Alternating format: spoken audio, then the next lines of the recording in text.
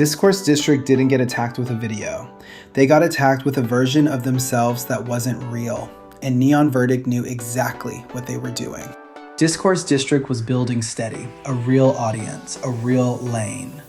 Then the confusion started. Messages came in that didn't make sense. People kept asking, why would you say that? Is this you?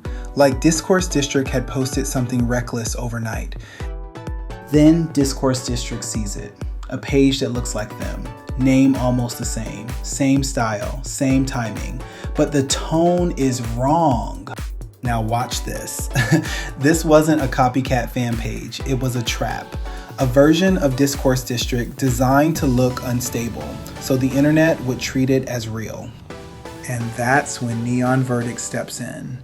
Not to verify, not to protect, to react, to amplify, to treat the fake account like a confession. Because Neon Verdict didn't need proof, they just needed attention. Once they pointed at the counterfeit, the audience did the rest. Discourse District tried to correct it. But corrections don't spread like accusations. Every response got framed as damage control.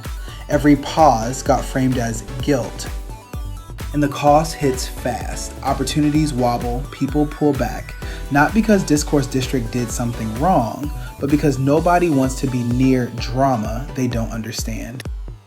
So now they're not creating, they're cleaning up, spending their time proving they're themselves, while the fake version keeps moving.